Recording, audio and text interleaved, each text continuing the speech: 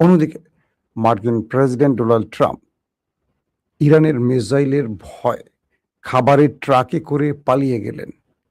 পৃথিবীর ইতিহাসে এই প্রথম সুপার পাওয়ার আমেরিকার প্রেসিডেন্ট একটা দেশের ভয়ে নিজে পালিয়ে গেলেন কিভাবে, তার বর্ণনা আন্তর্জাতিক গণমাধ্যমে প্রকাশ করা হলো। ৩ নম্বর, ইরানের আগামী সবচেয়ে বড় ভয়ঙ্কর যুদ্ধের জন্য ৬ জন গুরুত্বপূর্ণ সামরিক ব্যক্তির নাম প্রকাশ করা হলো। তারা কারা সেটা জানাবো। অন্যদিকে সৌদি আরব, পাকিস্তান এবং তুরস্কের মধ্যে যে জোট হচ্ছে, সেই জোট প্রশ্নে পাকিস্তানের স্বরাষ্ট্রমন্ত্রী মহসিন নাকবি তেহরান পৌঁছেছেন এবং এই বিষয়ে ইরানের ভাষ্য বা বক্তব্য কি হতে পারে সেটাও জানা গেছে। দর্শক, চলুন আমি আপনাদেরকে আরো অনেকগুলো খবর দেব, এই কটা শুধু শিরোনামে রাখছি। বাংলাদেশে সফরে এসছেন 4 জন হাই ডেলিগেট। তারা হলেন ভারতের গোয়েন্দা যে বিভাগটি আছে র, তাদের গুরুত্বপূর্ণ ব্যক্তি, রয়ের প্রধান সহ গুরুত্বপূর্ণ ব্যক্তিরা। এই ইস্যুতে বাংলাদেশের বিভিন্ন গণমাধ্যম বিভিন্ন টাইপের বক্তব্য প্রচার করছে। কেউ বলছে বাংলাদেশের সাথে একটি মধ্যস্থতা করতে চায় ভারত, এবং কয়েকটি গণমাধ্যম বলছে যে তারেক রহমান আমাদের প্রধানমন্ত্রী তিনি ব্রিক্স সম্মেলনে হয়তো যাচ্ছেন না। সবকিছু মিলে হঠাৎ করে র প্রধান বাংলাদেশে কেন এলেন, তার উদ্দেশ্য কি, তার ভারতের পক্ষ থেকে বাংলাদেশকে কি বার্তা দেয়া হচ্ছে, কিংবা র প্রধান বাংলাদেশে আসায় আগামী দিনে বাংলাদেশের রাজনীতির হালচাল কি হতে পারে, এই সবগুলো বিষয় নিয়ে কিন্তু ভেতরে নানান রকম গুজব বা গুঞ্জন চলছে। আমরা বিশ্বাস করতে চাই যে নতুন সরকার ক্ষমতা বসছেন, যারা স্লোগান দিয়েছেন সবার আগে দেশ বা সবার আগে বাংলাদেশ, এই থিওরিটি যেন তারা বাস্তবায়ন করেন। দর্শক, আসেন আমরা এবার একটু আন্তর্জাতিক খবরে নজর দেই। হরমুজ প্রণালী নিয়ে ওমান ইরান আলোচনা উন্নত পর্যায়ে চলছে, এই দাবিটি করছে কাতার। কাতারের পররাষ্ট্র মন্ত্রণালয়ের মুখপাত্র মাজেদ আল আনসারি বলেছেন, হরমুজ প্রণালীতে নৌ চলাচলের ভবিষ্যৎ নিয়ে ওমান ও ইরানের মধ্যে আলোচনা একটি উন্নত পর্যায়ে পৌঁছেছে। সরকারের ভাষ্যমতে লোহিত সাগরে বাবাল মানদেব প্রণালীতে ইয়েমেনের হুতি বিদ্রোহীরা একটি অজ্ঞাত বাণিজ্যিক জাহাজে হামলা চালালে 3 জন নিহত হয়েছে। এই বিষয়ে হুতিদের পক্ষ থেকে তাৎক্ষণিকভাবে কোনো মন্তব্য পাওয়া যায়নি। এটি হলো, আপনাদের জানেন যে হরমুজ প্রণালী যেখানে ইরান বন্ধ করে রেখেছে, যেটাকে বলা হয় ইরানের নিউক্লিয়ার, হরমুজ হলো ইরানের নিউক্লিয়ার। তো সেখানে এই দুটো দেশ ওমান এবং ইরানের মধ্যে একটা আলোচনা চলছিল যে হরমুজ তারা কিভাবে মেনটেন করবে, পরিষেবা দেবে এই দুটো দেশ, সেই বিষয়ে আলোচনার এখন চূড়ান্ত পর্যায়ে আছে। এই বিষয়টি কাতারের পররাষ্ট্র মন্ত্রণালয় থেকে জানানো হয়েছে। এতে করে এই যে দুই দেশের মধ্যে আলোচনা চলছে, এতে করে এই অঞ্চল থেকে ইরান চাইছে মার্কিনীদেরকে হটাতে বা আউট করে দিতে। যখন এই দুই দেশ হরমুজ প্রণালী কন্ট্রোল করবেন, আসা এবং যাওয়ার নিরাপত্তা নিশ্চিত করবেন, আন্তর্জাতিক বাণিজ্যিক জাহাজগুলোকে নিরাপত্তা দেবেন এবং সব রকম পরিষেবা দেবেন, তখন এই অঞ্চলে আমেরিকা অটোমেটিক আউট হয়ে যাবে। এটি হলো ইরানের মূল চাল, এবং সেই হিসেবে ইরান এবং ওমানের মধ্যে এই আলোচনাটি খুব দ্রুত গতিতে এগুচ্ছে এবং ভালো দিকে যাচ্ছে বলে দাবি করা হচ্ছে। আর দ্বিতীয় যে খবরটি দিলাম সেটি হলো লোহিত সাগরে বাবাল মানদেব প্রণালীতে ইয়েমেনের হুতি বিদ্রোহীরা একটি বাণিজ্যিক জাহাজে হামলা করেছে, এতে করে 3 জন নিহত হয়েছেন। এই বিষয়ে হুতিদের পক্ষ থেকে তাৎক্ষণিকভাবে কোনো মন্তব্য না করলেও বলা হচ্ছে যে হুতিরা এই অঞ্চলে কিছু দেশের জন্য জাহাজ চলাচল বা কার্গো চলাচলে নিষেধাজ্ঞা দিয়েছে, তার মধ্যে অন্যতম হলো সৌদি আরব, এবং তারা সিরিজ সৌদির জাহাজগুলোতে হামলা করে সৌদিকে পাগল করে তুলছে। আর ঠিক সেই হিসেবেই সৌদি আরব আবার 3টি দেশকে নিয়ে একটি নতুন জোট করেছে। এটা নিয়ে আমি লাইভে বিস্তারিত বলবো আপনাদের। সংযুক্ত আরব আমিরাতের রাষ্ট্রপতির একজন জ্যেষ্ঠ কূটনৈতিক উপদেষ্টা আনোয়ার গারগাস বলেছেন, মধ্যপ্রাচ্য অনির্দিষ্টকালের জন্য যুদ্ধ বা শান্তি কোনো অবস্থাতে থাকতে পারে না। তিনি আরো বলেন, এই অঞ্চলের স্থিতিশীলতা এবং জনগণের ভবিষ্যতের জন্য দৃষ্টিভঙ্গি ও দিক নির্দেশনায় স্বচ্ছতা প্রয়োজন। ভালো কথা বলেছে, কিন্তু সমস্যাটা হলো ভালো কাজ তারা করছে কিনা। আরব পুরোপুরি নিজেকে বিকিয়ে দিয়েছে পশ্চিমা দুনিয়ার কাছে, যার ফলে পশ্চিমারা এই অঞ্চলে বসে বাকি মুসলিম দেশগুলোর উপর ছড়ি ঘোরাচ্ছে। আজকে যে যুদ্ধটা, এটা কিন্তু ইসরায়েল আমেরিকার স্বেচ্ছায় শুরু করেছে, ইরান করেনি।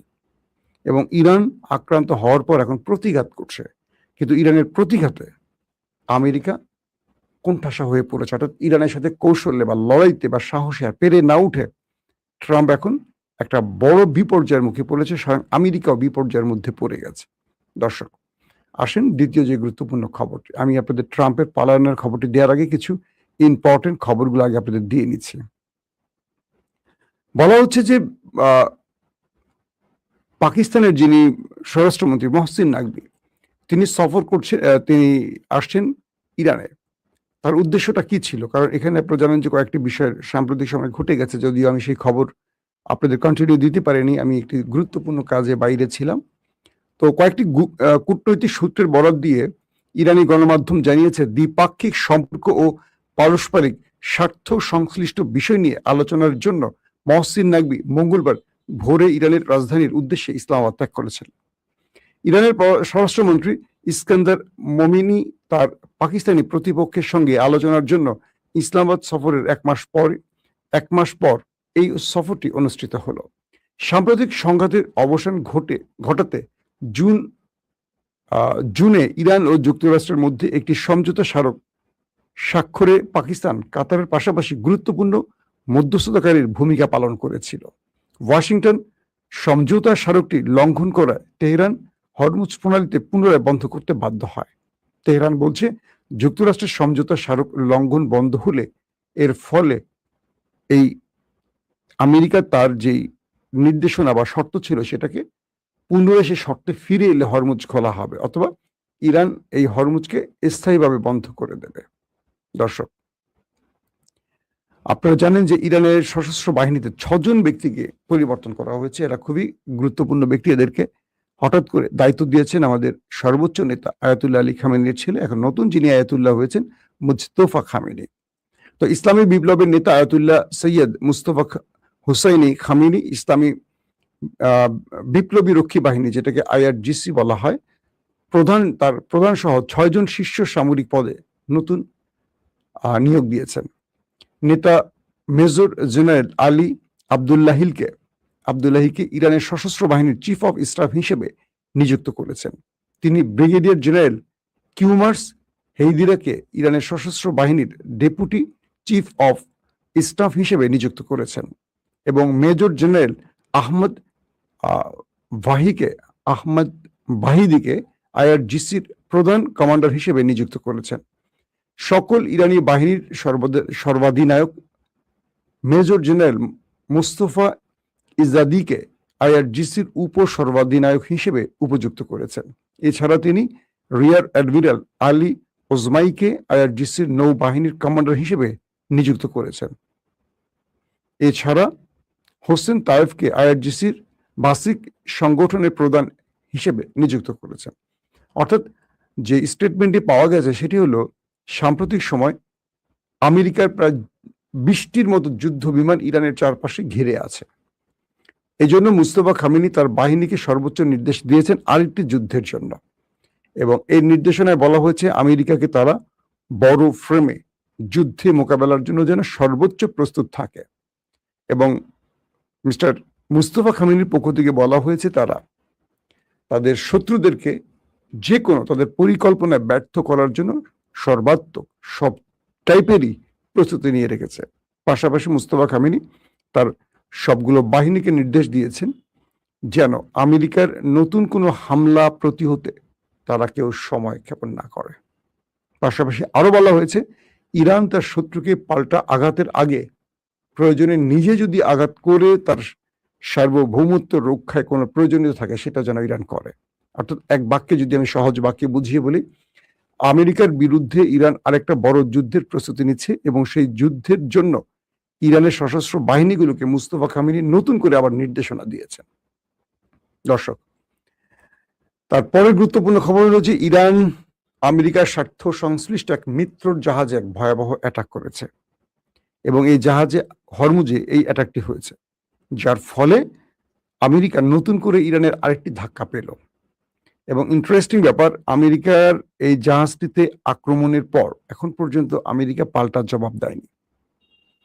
পৃথিবীর বহু গণমাধ্যম দাবি করছে ইরানের কাছে কি আমেরিকা অসহায় আত্মসমর্পণ করেছে।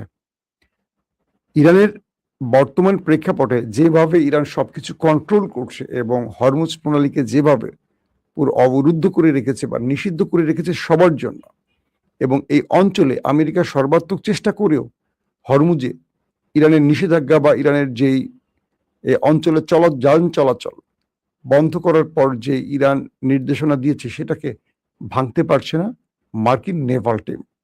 বলছে যে আমেরিকার যে নেভাল ব্লকেট তৈরি করেছে কার্যত সেটা ব্যর্থ হয়েছে ইরানের কাছে।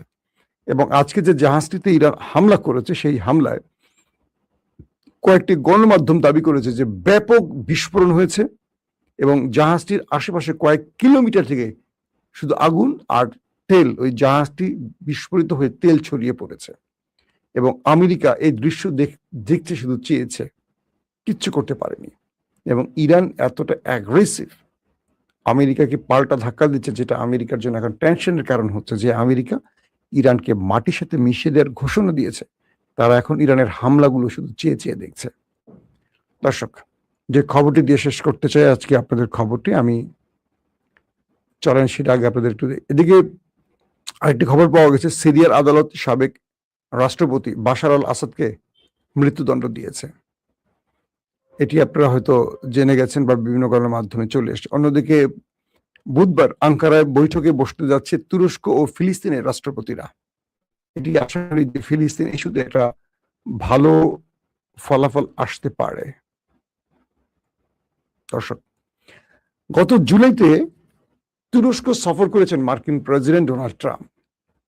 এ সময় তিনি ইরানের ভয়ে তার পথ বিভিন্নভাবে পরিবর্তন করেছেন। এটা নিয়ে আমি আপনাদের ডিটেল বলেছিলাম লাইভে, মনে আছে আপনাদের। যখন আঙ্কারা থেকে মিস্টার প্রেসিডেন্ট ট্রাম্প তার দেশে ফিরবেন, হঠাৎ করে তার নিরাপত্তা বাহিনী এসে তাকে একটা খবর জানালেন, মিস্টার প্রেসিডেন্ট, আমরা যে জাহাজটিতে মানে বিমানটিতে করে ফিরবো, ইরান এই জাহাজটিতে মিসাইল হিট করার জন্য সকল প্রস্তুতি নিয়েছে। এই খবরে ডোনাল্ড ট্রাম্প তার ধুতি খুলে গেল। তিনি এসছিলেন যেই কাতারের গিফট পাওয়া, কাতার প্রধানমন্ত্রী বা কাতারের আমির তামিম বিন হামাদ আল থানির উপহার পাওয়া যেই একটা বিমান ছিল, মানে মার্কিন প্রেসিডেন্ট ডোনাল্ড ট্রাম্পকে যে গিফট করা হয়েছিল কাতারের পক্ষ থেকে নতুন একটি বিমান, সেই বিমানটির থেকে তিনি নেমে গেলেন। নেমে তিনি খাবারের একটি ট্রাকে উঠলেন। কে? Mister president Trump. খাবারের ট্রাক, বুঝছেন, ক্যাটারিং ট্রাক বলা হয়। সেখানে উঠে তিনি ওখান থেকে পালালেন, পালিয়ে একটা ছোট বিমানে করে চলে গেলেন এবং সেখান থেকে কয়েকটা ভাঙা দিয়ে তিনি ভিন্ন বিমানে করে আবার আমেরিকায় পৌঁছলেন। পুরো পৃথিবীর গণমাধ্যম বলছে যে ইরানের ভয়ে আমেরিকার প্রেসিডেন্ট খাবারের ট্রাকে করে দেশ ত্যাগ করেছে। তো এই বিষয়টি আসছে কেন? যে ট্রাম্প আয়াতুল্লাহ আলীকে হত্যা করেছেন, সেই ট্রাম্প এবং ইসরায়েলের নেতানিয়াহু কতটা আতঙ্কে আছেন কল্পনা করতে পারেন। দ্বিতীয় বিষয়টি হলো, যে ট্রাম্প এত বড় বড় কথা বলছেন, সেই ট্রাম্প ব্যক্তিগতভাবে আসলে ইরানের ভয়ে কতটা কাপুরুষের মতো ভূমিকা পালন করছেন, এই ঘটনাটি তার সবচেয়ে বড় প্রমাণ। বলা হচ্ছে সেই রিপোর্টগুলোতে পৃথিবীতে, মানে পৃথিবীর ইতিহাসে কোনো মার্কিন প্রেসিডেন্ট এতটা ভয়ে এইভাবে পালায়নি যেটা ট্রাম্প পালিয়েছে। তার মানে আমেরিকা এইটুকু বুঝতে পেরেছে তারা মৌমাছির বাসায় বা কি মৌচাকে ঢিল মেরেছে, আর ইরান হলো সেই মৌচাক। কারণ ইরান বলেছে তারা যে কোনো সময় এই সুযোগটি কাজে লাগাবে। যারা আয়াতুল্লাহ আলী খামেনিকে হত্যা করেছে তাদের প্রতিশোধ নেওয়ার শপথ করেছে ইরান। আর তাই ইরানের ভয় এখন আমেরিকা বা ইসরায়েল, পৃথিবীর বিভিন্ন দেশে তারা সফর যে করছে এইভাবেই করছে। হয়তো সবগুলো ঘটনা সাক্ষাৎ প্রমাণিত হচ্ছে না বা আসছে না। যেমন নেতানিয়াহু তার দেশেই সবসময় আতঙ্কে থাকে এবং তার প্রতিটা গতি প্রকৃতি বা চলাফেরার মধ্যে যথেষ্ট রেস্ট্রিকশন আছে, এবং ট্রাম্পেরও আছে।